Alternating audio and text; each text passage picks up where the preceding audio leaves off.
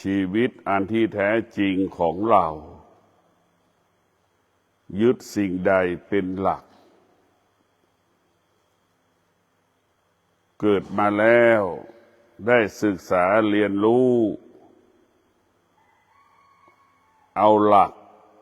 มาเป็นผู้กำกับชีวิตหลักที่นี้ก็หมายถึงธรรมะถ้าเรารู้ว่าธรรมะมาเป็นหลักกำกับชีวิตควบคุมชีวิตกำหนดชีวิตชีวิตของเราก็จะบรรลุเป้าหมาย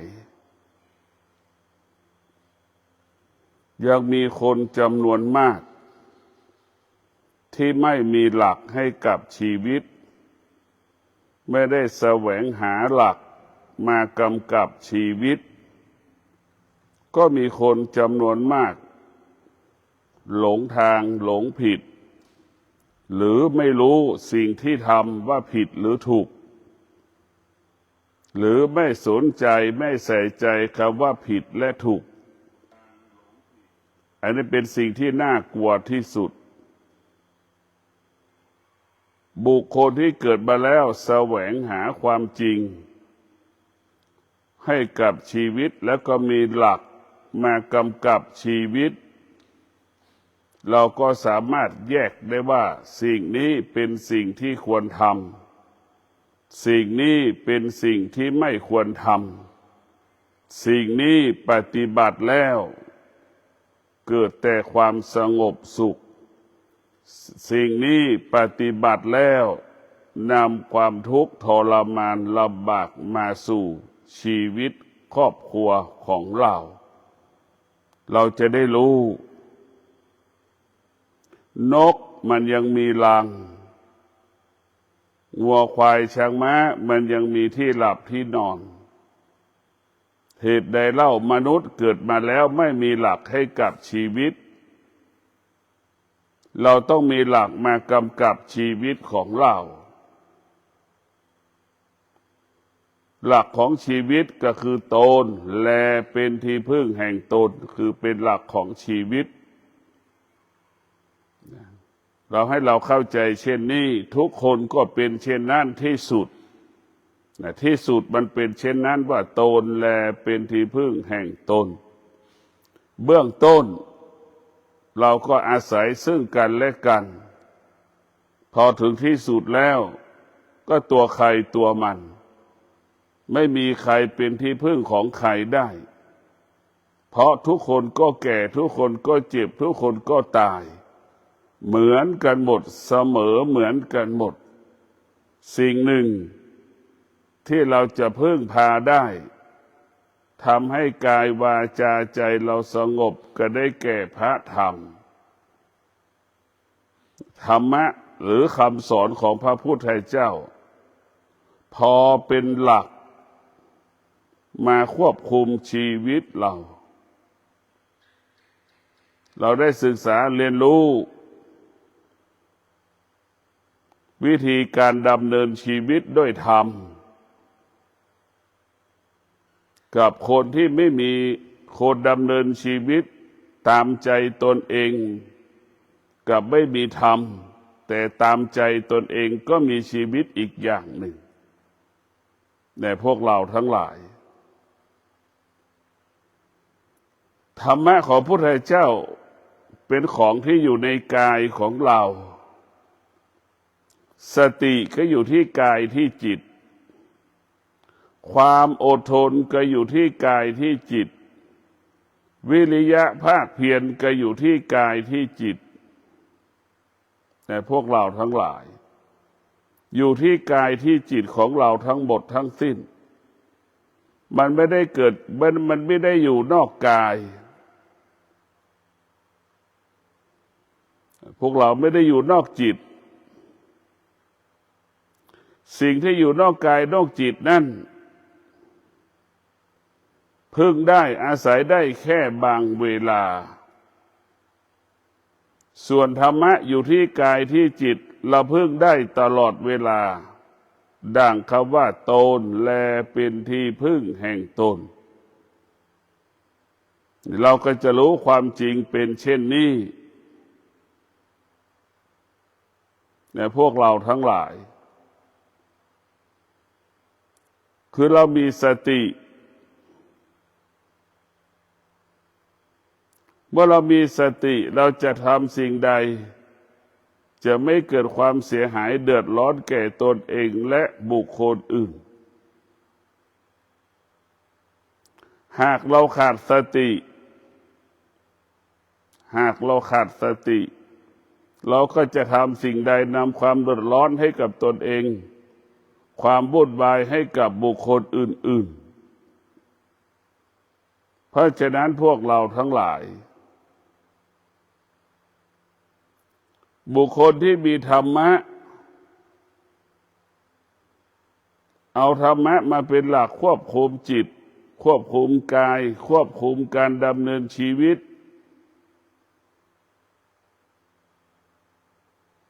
กับบุคคลที่ไม่มีธรรมะไม่เอาธรรมะมากำกับมากำหนดควบคุมมันก็เปรียบเสมือนเรือที่ไม่มีหางเสือเปรียบเสมือนเรือที่ไม่มีคนพายมันไม่สามารถบรรลุเป้าหมายได้ท่านทั้งหลายคนที่มีธรรมะเอาธรรมะมากำกับมากำหนดมาควบคุมก็เหมือนเรือที่มีหางเสือเหมือนเรือที่มีคนพายย่อมบรรลุเป้าหมายดั่งใจต้องการและปรารถนาแต่พวกเราทั้งหลายเราก็พิจารณาดูคนนั่งเรือไม่มีคนพายกับคนนั่งเรือมีคนพายมันแตกต่างกันอย่างไรชีวิตคนที่มีธรรมะกับชีวิตคนที่ไม่มีธรรมะมันแตกต่างกันอย่างไรคนที่มีธรรมะจะทำอะไรก็รอบคอบทำอะไรก็ละเอียดทำอะไรก็สุขุมรอบคอบละเอียดปราณีตแต่พวกเราทั้งหลายละเอียดปราณีตสุขุมรอบคอบคนที่ไม่มีธรรมะทำอะไรก็ไม่ละเอียดไม่ปราณีตไม่สุขุมไม่รอบคอบจะทำคนในคนรอบข้างจะร้องไห้จะเสียใจทุกข์ใจไม่สบายใจเขาก็ไม่แคร์ความรู้สึกพวกเราทั้งหลายบุคคลที่มีธรรมะ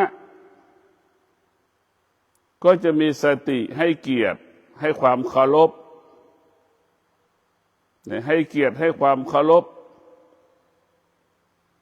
บุคคลที่รอบๆตัวเราบุคคลที่อยู่ในสังคมที่เราอยู่มันจึงเกิดคำว่าสงบสุขพวกเราทั้งหลายเราก็มาพิจารณาดูชีวิตของเราไม่ควรไปผูกกับสิ่งใดสิ่งหนึ่ง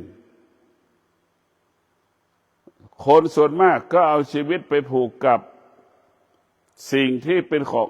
สิ่งนอกกายทั้งหมดทั้งสิ้นยามเจ็บป่วยก็เข้าใจว่าสิ่งนี้ทำให้ฉันเจ็บป่วยสิ่งนี้ทำให้ฉันป่วยเพราะมีสิ่งนี้ฉันถึงเป็นแบบนี้อย่างนี้อันนี้คือคนที่ไม่มีธรรมะยามที่ชีวิตเจ็บป่วยก็เอาชีวิตไปผูกกับสิ่งต่างๆ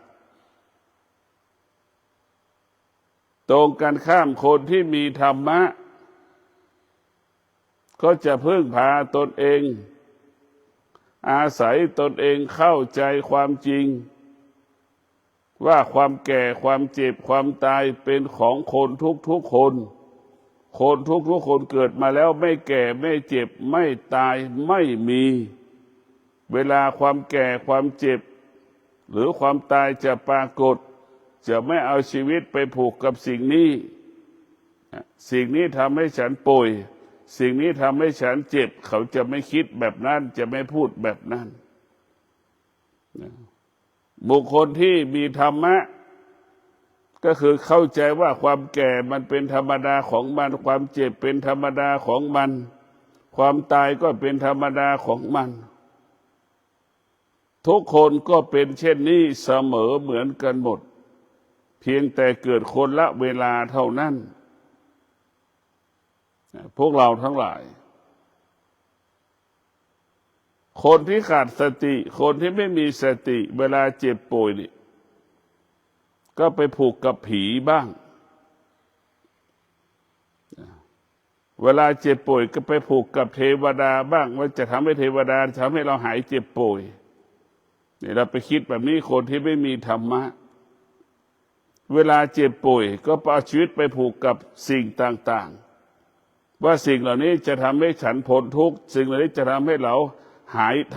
ายทุกข์ได้คิดแบบนี้มันไม่มีเราจะพ้นทุกข์ได้ด้วยตัวเราเองเราเองเป็นคนสร้างทุกข์ให้กับตัวเราเราเป็นผู้สร้างความทุกข์ความทุกข์เราเป็นผู้สร้างและเราก็เป็นผู้เสวยความทุกข์นั้น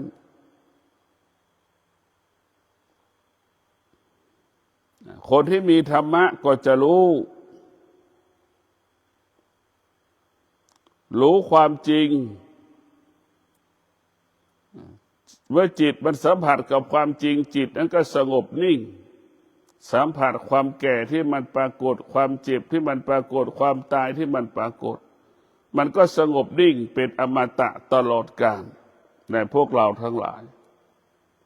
มันสงบนิ่งเป็นอมตะเพราะมันเข้าใจเมื่อมันเข้าใจแล้วมันก็ไม่มีเหตุไม่มีผลไม่สงสัยเมื่อแก่เจ็บป่วยปรากฏเมื่อแก่เจ็บป่วยปรากฏสภาวะจิตมันก็สงบนิ่งเฉยๆสงบนิ่งรู้เฉยๆพวกเราทั้งหลายเรียกว่าผู้รู้คือผู้ไม่รู้ก็ว่าได้ผู้รู้ที่สุดก็เป็นผู้ไม่รู้สิ่งใดก็อดทนไปควบคุมหมดหูได้ยินเสียงก็อดทนไม่เกิดปฏิกิริยาใดๆในท่านทั้งหลาย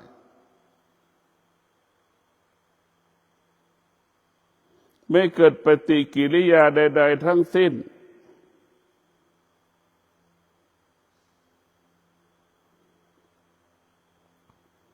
เพราะเข้าใจมันคำว่าเข้าใจก็หมายถึงปัญญา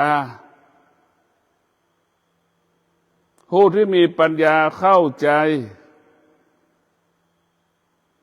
สิ่งที่มันปรากฏกับชีวิตของเราผู้ที่มีปัญญาเข้าใจชีวิตเข้าถึงความจริงของชีวิตว่าชีวิตอันที่แท้จริงของเรานั้นมันต้องการความสงบ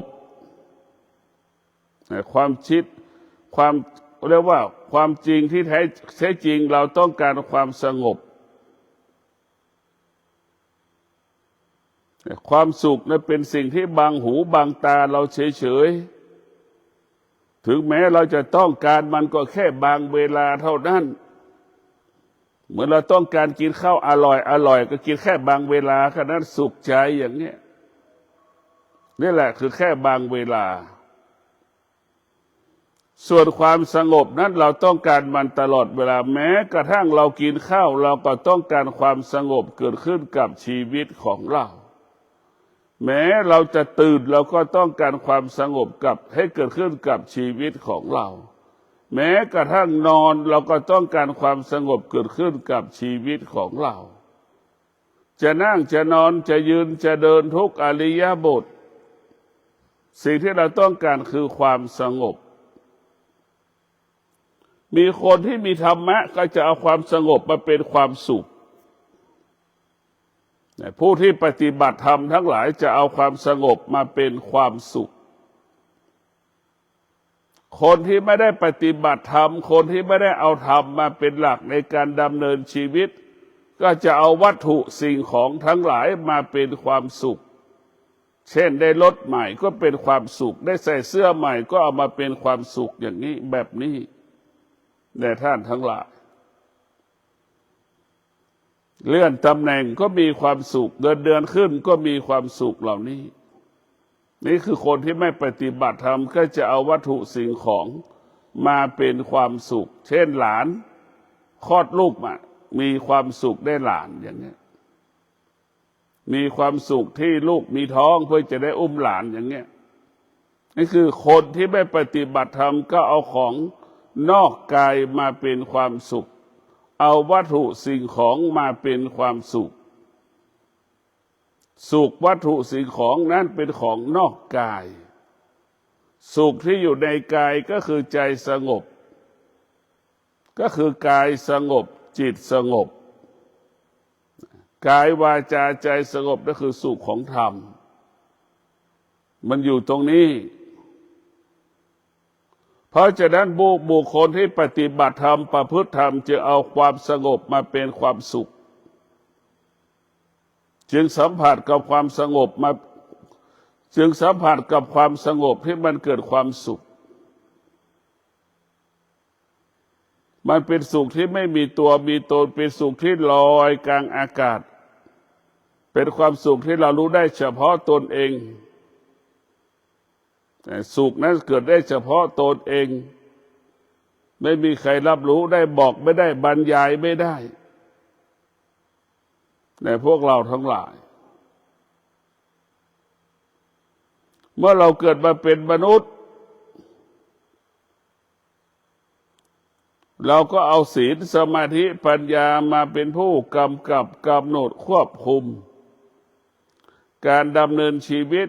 การประกอบอาชีพการปฏิบัติหน้าที่ของเราเมื่อกายกับจิตประกอบไปด้วยศีลสมาธิปัญญากายกับจิตก็งอกงามเบิกบานผ่องใส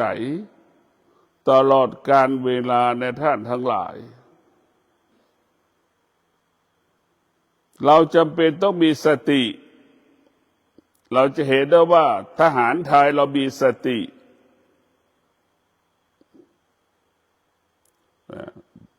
มันมีสติส่วนเขมรนั้นมันขาดสติ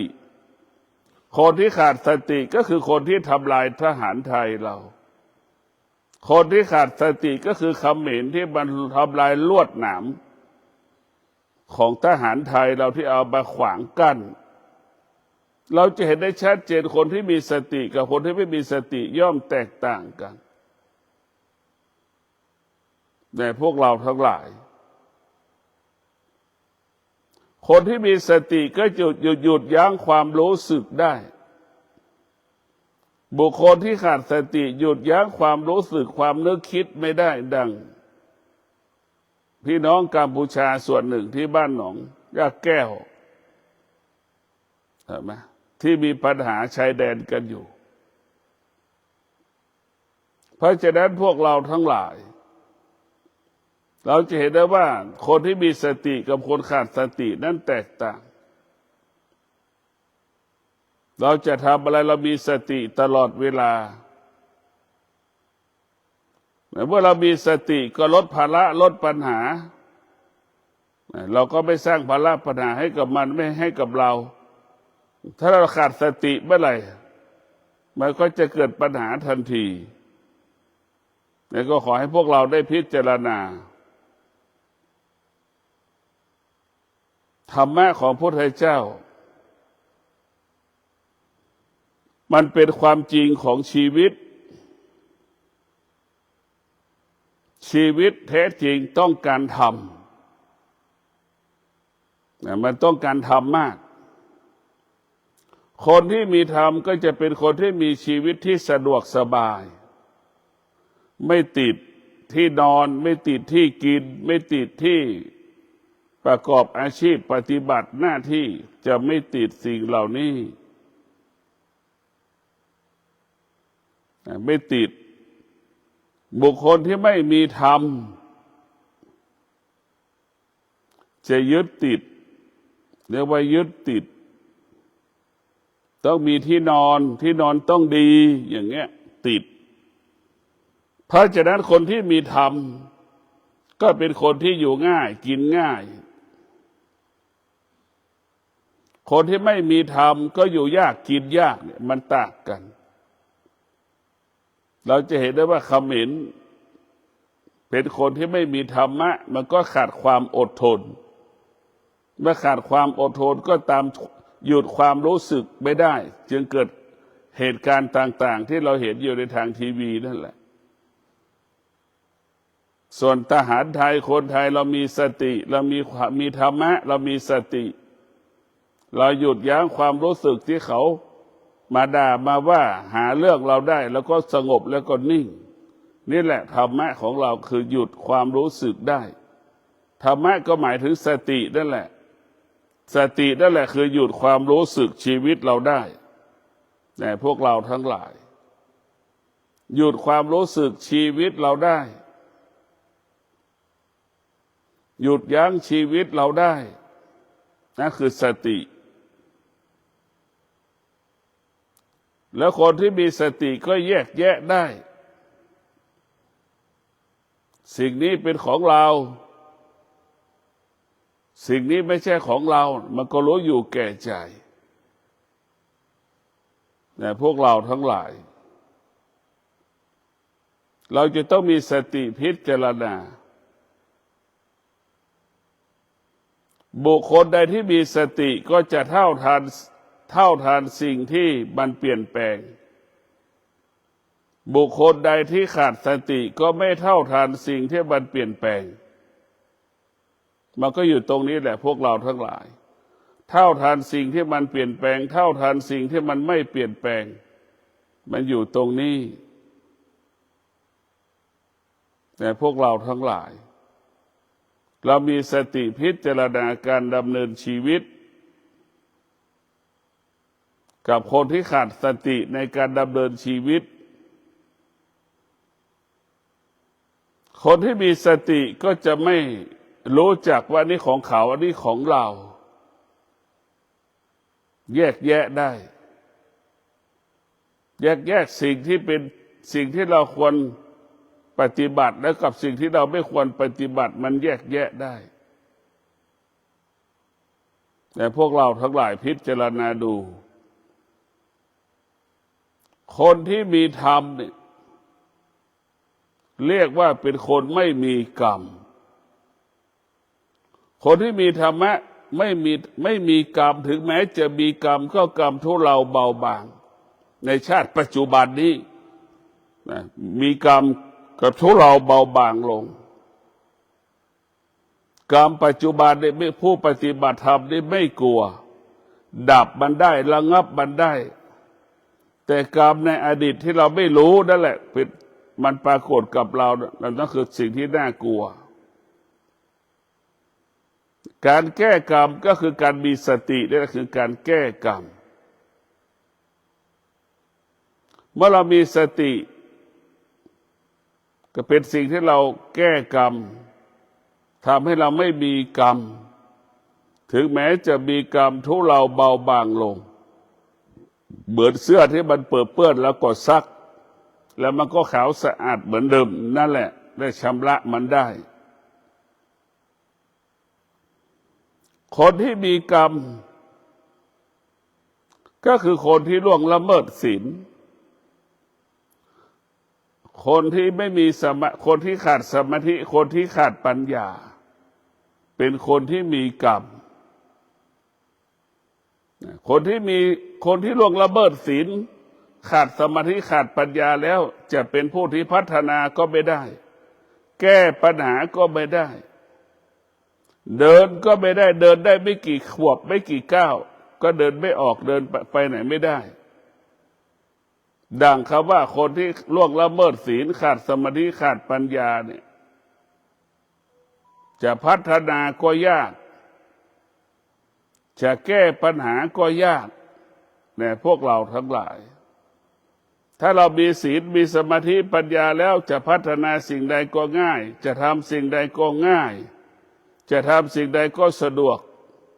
ด่างครูบาเจ้าศรีวิชัยเราเป็นประธานสร้างถนนขึ้นดอยสุเทพครับเป็นสิ่งที่ยาก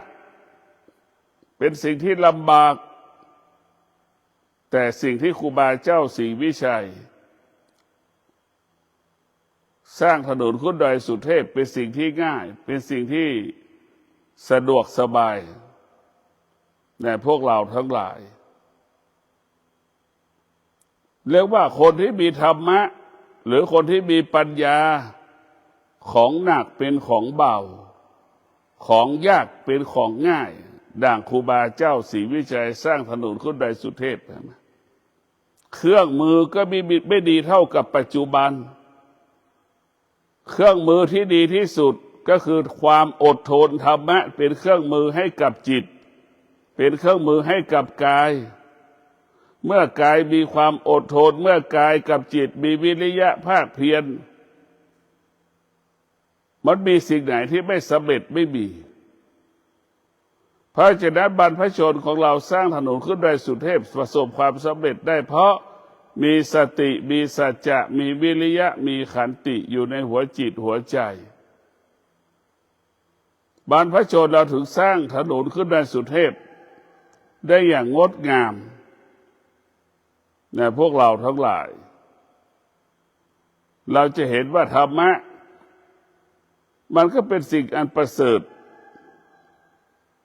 เป็นสิ่งที่มีคุณค่าเป็นสิ่งที่มีความหมายท่านทั้งหลายต้องพิจารณาธรรมะนั้นเปรียบเสมือนยาเภสัชคนที่ไม่มีธรรมะเปรียบเสมือนเวลาเจ็บป่วยก็ไม่มียาก็ไปหาผีไปหาหมอผีไปหาหมอต่างๆที่ไม่ใช่หมอรักษาคนไปหาหมอผีสถานที่ต่างๆที่แก้ความทุกข์ได้ทุกข์เราเป็นคนสร้างทุกข์เป็นคนสร้างเราก็ต้องเป็นคนดับคนแก้ไม่ใช่เทวดาบังกันแกล้งเราให้เราเจ็บเราป่วยไม่ใช่เทวดาเบียดเบียนเราให้เราทุกข์ทรมานลำบากนี่มันก็ไม่ใช่ตัวเราได้แหละเบียดเบียนตัวเราได้แหละการแกล้งตัวเราเองโดยขาดสติพวกเราต้องพิจารณาคนที่มีสติคนที่มีสติอยู่ไปทุกวันไปอยู่แต่ละวันนั้นง่ายสะดวกคนที่ขาดสติอยู่แต่ละวันนั้นยากลำบากมันจะแตกต่างกันนะพวกเรามันยากกับลำบากแตกต่างกันชีวิตของเรานั่นเราเกิดมาเรายึดธรรมก็หมายถึงศีลสมาธิปัญญาธรรมหมายถึงสติธรรมหมายถึงสติธรรมหมายถึงสมาธิธรรมหมายถึงปัญญาเรียกว่าบุคคลใดที่ดำรงตนด้วยศีลสมาธิปัญญาบุคคลผู้นั้นจะสมบูรณ์บริบูรณ์ในท่านทั้งหลายบุคคลที่ดำเนินชีวิตปราศจากศีลสมาธิปัญญาคำว่าสมบูรณ์สมดุลอุดมสมบูรณ์ไม่มีแต่มีกินไปวันๆนะพอเจ็บป่วยก็ไม่มีเงินไปรักษานี่แหละคนที่ขาดคนที่ล่วงละเมิดศีลสมาธิปัญญาขาดคนที่ล่วงละเมิดศีลแล้วขาดศีลขาดสมาธิปัญญาเนี่ยอยู่ได้ตอนปกติเท่านั้นเวลาเจ็บเวลาป่วยอยู่ไม่ได้แต่ท่านทั้งหลายเวลาเจ็บเวลาป่วยอยู่ไม่ได้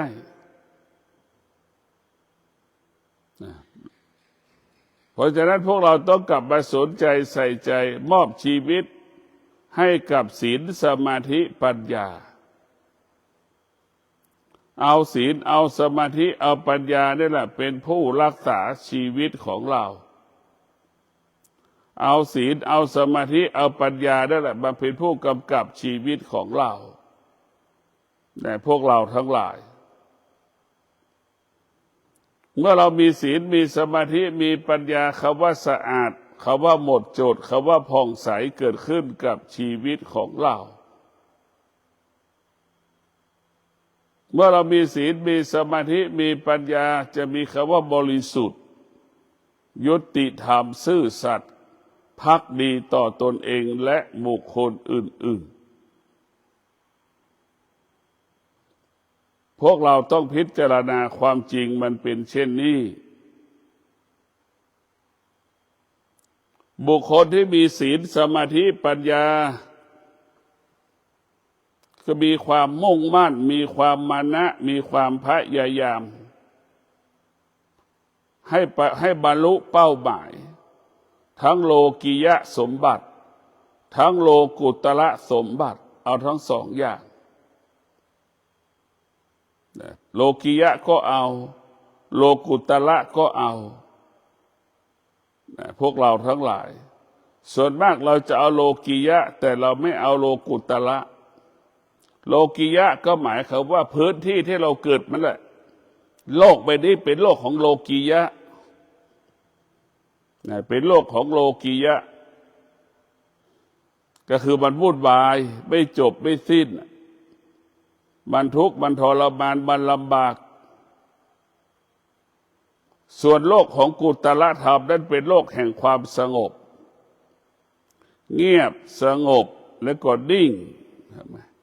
เงียบสงบนิ่งในหัวใจของโลกุตละ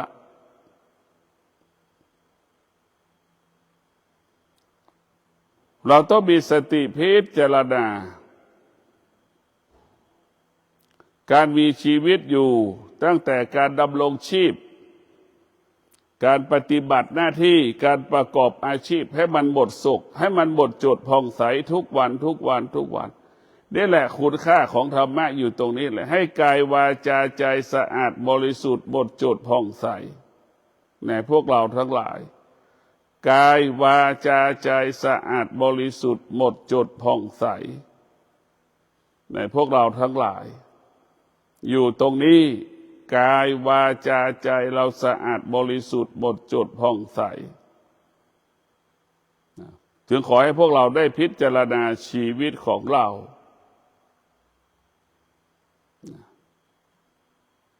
กายวาจาใจสะอาดบริสุทธิ์หมดจดผ่องใสขอให้พวกเราได้มีสติพิจารณาชีวิตของเราต้องพึ่งพาอาศัยธรรมะคำว่าสงบสุขถึงจะเกิดถ้าเราไปอาศัยสิ่งอื่นๆไปอาศัยสิ่งอื่นๆมันก็จะวุ่นวายกังวลใจทุกข์ใจไม่มีจบไม่มีสิ้นพวกเราทั้งหลายธรรมะก็หมายถึงสติธรรมะก็หมายถึงปัญญาจะรักษากายวาจาใจสติสมาธิปัญญาเนี่ยจะรักษากายวาจาใจไม่ให้กายวาจาใจล่วงละเมิดศีลให้กายวาจาใจสำรวมด้วยศีลด้วยสมาธิด้วยปัญญานะพวกเราทั้งหลายเราจะต้องเป็นเช่นนี้เราต้องเป็นแบบนี้ถ้าเราทำได้อย่างนี้แบบนี้แล้วเราก็จะเป็นว่าประเสริฐที่สุดคนเราเกิดมาต้องมีเป้าหมายส่วนมากเป้าหมายของมนุษย์ก็คือเงินให้ความสำคัญกับเงินนี่99%ว่ามีเงินแล้วจะเป็นแบบนั้นมีเงินไม่จะเป็นแบบนี้ตอนที่เราปกติมันใช่ทุกอย่างตอนที่เราผิดปกติคือเจ็บป่วยนั่นน่ะเราคิดถึงเงินที่เรามีอยู่ในแบงก์เราคิดเท่าไหร่ เราคิดถึงเงินอยู่ในแบงก์นะมันไม่สามารถทำให้เราเกิดปฏิกิริยาดีใจชื่นใจได้กลับเป็นทุกข์มากกว่าเก่าเวลาเราเจ็บป่วยแล้วไปคิดถึงเงินที่อยู่ในแบงก์เป็นทุกข์มากกว่าเก่าใครจะเอาของกูไปกูจะมอบให้ใครดีอย่างเนี้ยกังวลใจพวกเราทั้งหลายตอนที่เราปกติคิดว่าเงินนั้นมีความสำคัญธรรมะนั้นเราจะรู้ธรรมะเข้าถึงธรรมะตอนเราผิดปกติก็คือเราเจ็บเราป่วยเดี๋ยวเราจะเข้าใจธรรมะจะเกิดขึ้นกับเราตอนที่เราเจ็บเราป่วยรู้ว่าเกิดก็เป็นทุกข์มันจะรู้ความจริงนี่ก็สัมผัสแล้วแก่ก็เป็นทุกข์เนี่ยมันก็สัมผัสแล้วเจ็บก็เป็นทุกข์อย่างเงี้ยมันเข้าใจแบบนี้ตายก็เป็นทุกข์เนี่ยมันเข้าใจแบบนี้พวกเราทั้งหลายเข้าใจว่าเกิดเป็นทุกข์แก่เป็นทุกข์เจ็บเป็นทุกข์ตายเป็นทุกข์คนที่มีสติสมาธิปัญญาจะเข้าใจคำว่าเกิดแก่เจ็บตายพวกเราทั้งหลายเมื่อมันเข้าใจมันก็อยู่กับความแก่ความเจ็บความตายที่มันปรากฏได้ดวงจิตของเราจะไม่สะเทือนจะไม่หวั่นไหวเมื่อความแก่ความเจ็บความตายปรากฏเพราะเรารู้ว่าความจริงมันเป็นเช่นนี้เพราะฉะนั้นพวกเราทั้งหลายคนที่มีสติปัญญาจะให้ความสงบเป็นหลักแก่ก็สงบเจ็บก็สงบเท่านั้นเมื่อเราสงบเราก็อยู่เหนือความเจ็บปวดที่มันเกิดเมื่อความสงบมันเกิดเราก็อยู่เหนือคำว่าเกิดแก่เจ็บตายแต่พวกเราทั้งหลายอยู่ตรงนี้แล้วหัวใจธรรมะอยู่เหนือแก่อยู่เหนือเจ็บอยู่เหนือตายเรามีธรรมะแล้วเราต้องมีสติในการกินการนอนการยืนการนั่งการเดินการประกอบอาชีพการปฏิบัติหน้าที่จะอยู่ในกรอบแบบวินัยประเพณีและวัฒนธรรมเราจะเห็นว่าคนต่างชาติฝรั่งมันไม่มีธรรมะมันก็มีชีวิตที่อิสระมันอยากทำอะไรมันก็ทำมันไม่เกรงใจคนไม่ให้ความเคารพกับคนมันใจเป็นอิสระเหมือนหมาเหมือนงัวเหมือนควายมันเป็นอิสระแบบนั้นแหละพวกเราทั้งหลายชีวิตของเรานั้นต้องอาศัยธรรมะเป็นหลักในการดำเนินชีวิตธรรมะเท่านั้นเป็นหลักในการดำเนินชีวิตเมื่อเรามีธรรมะแล้วนี่เราก็สงบนิ่งเฉยพวกเราทั้งหลายสงบนิ่งอยู่ตลอดเวลาเมื่อเรามีธรรมะจะสงบนิ่งเรียกว่าสงบรู้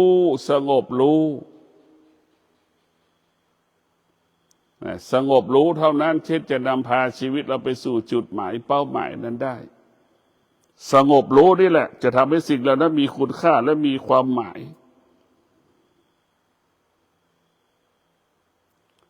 ธรรมะเนี่ยคนที่มีธรรมะก็เปรียบเสมือนคนที่มีบ้านอยู่มีความทุกข์น้อยมีความกังวลน้อยเห็นไหมมีความสงบมากมีความสุขมากคนที่ไม่มีธรรมะก็เปรียบเสมือนคนที่ไม่มีบ้านอยู่กังวลใจทุกข์ใจไม่สบายใจเห็นไหมคนที่ไม่มีธรรมะนี่จะเล่ร่อนไปเรื่อยๆเหมือนคนที่ไปเช่าหอพักอยู่นั่นแหละคนที่ไม่มีธรรมะไปเรื่อยๆไม่มีจุดหมายไม่มีเป้าหมายแต่คนที่มีธรรมะมีหลักมีเป้าหมายมีระเบียบมีเป้าหมายให้กับชีวิตเราจะแก่ตรงนี้จะเจ็บตรงนี้จะตายตรงนี้แหละเพราะเรามีบ้าน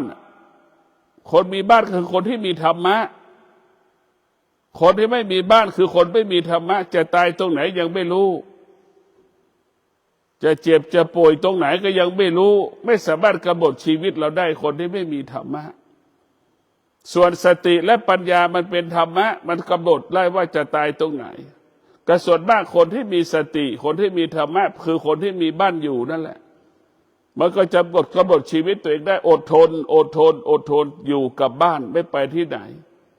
คนที่ไม่มีธรรมะคนที่ไม่มีบ้านอยู่ขาดความอดทนย้ายแล้วย้ายอีกย้ายแล้วย้ายอีกนี่แหละคนที่ไม่มีธรรมะคือย้ายหอพักไม่มีคำว่าจบสิ้นย้ายแล้วย้ายอีกคนที่มีธรรมะนั้นเป็นคนที่มีความมั่นคงคำว่ามั่นคงก็ประกอบไปด้วยสติสมาธิปัญญาสติสัจจะวิริยะขันติจึงเกิดคำว่ามั่นคงในพวกเราทั้งหลายสติสัจจะวิริยะขันตินั่นแหละจึงทำให้เกิดคำว่ามั่นคงแด่ท่านทั้งหลาย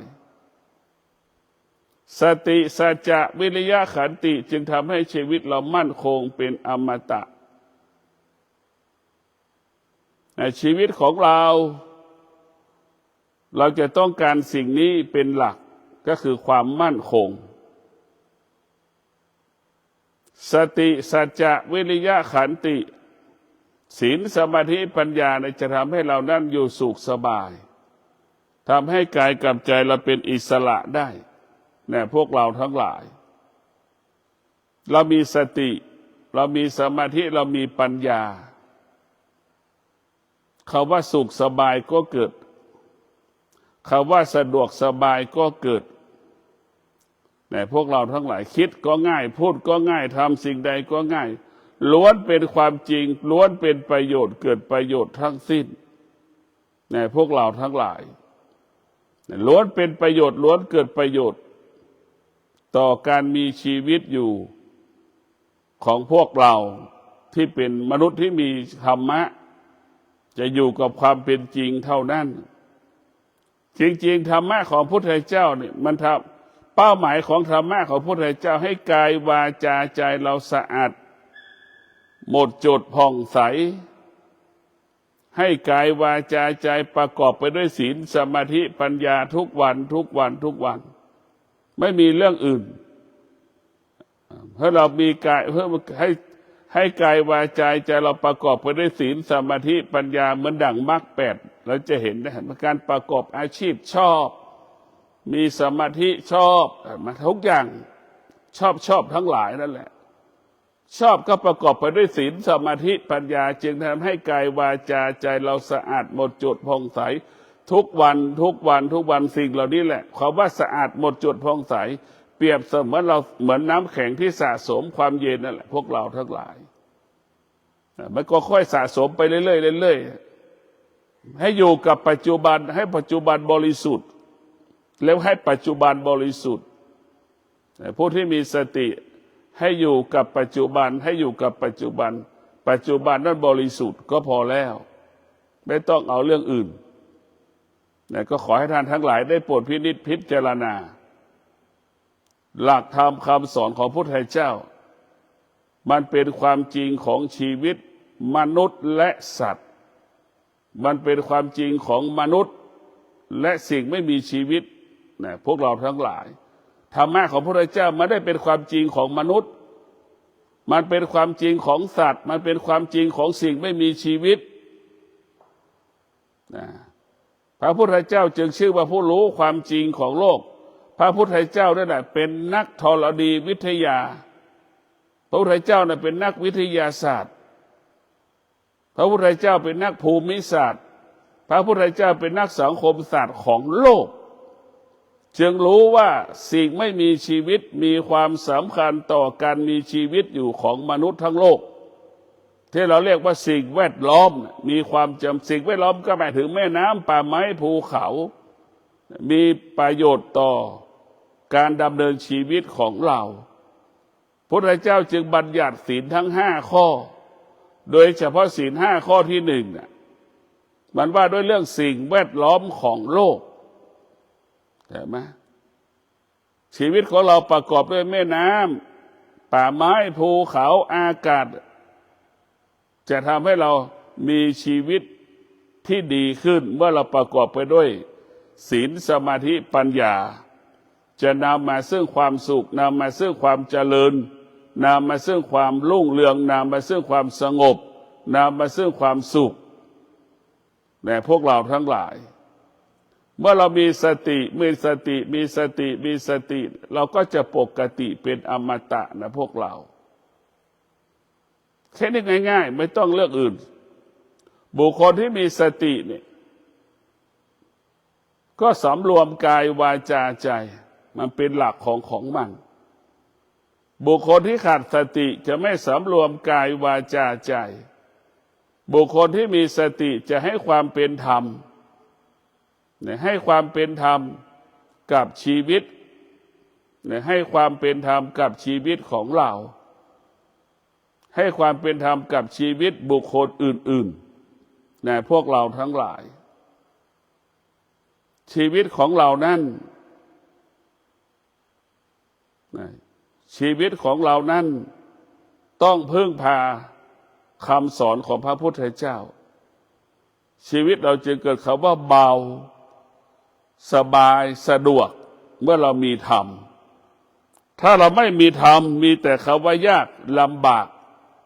มีแต่คำว่ายากมีแต่คำว่าลำบากเท่านั้นพวกเราทั้งหลายธรรมะของพระพุทธเจ้านี่แหละทำให้เราเกิดคำว่าสะดวกสบายหากเราไม่มีธรรมมีแต่คำว่ายากมีแต่คำว่าลำบากมีแต่คำว่าอุปสรรคปัญหาตลอดเวลา